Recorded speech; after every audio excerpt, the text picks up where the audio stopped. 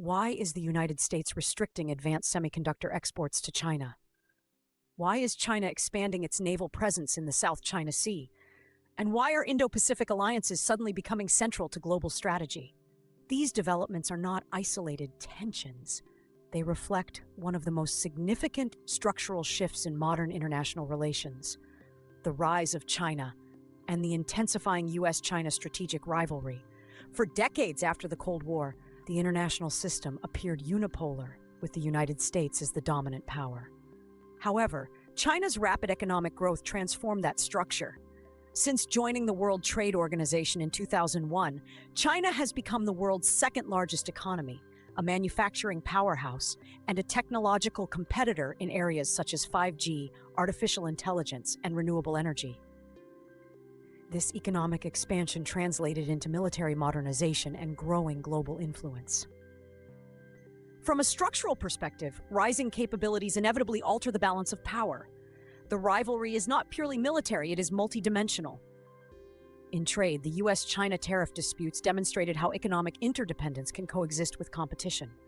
In technology, semiconductor export controls and restrictions on advanced chip manufacturing highlight the strategic importance of technological dominance. In security, tensions over Taiwan and freedom of navigation operations in the South China Sea reflect traditional power politics. Even infrastructure projects like China's Belt and Road Initiative are viewed by some in Washington as instruments of long-term geopolitical positioning. This rivalry also reflects the logic of the security dilemma. China frames its military modernization as defensive and necessary for national rejuvenation. The United States interprets it as a challenge to regional stability and strengthens alliances with Japan, South Korea, Australia, and others. Initiatives like AUKUS illustrate balancing behavior consistent with realist theory.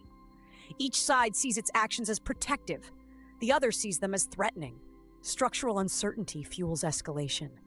Economic interdependence complicates the rivalry.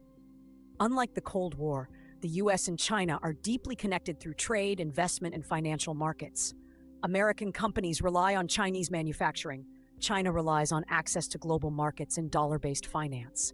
This creates tension between competition and cooperation.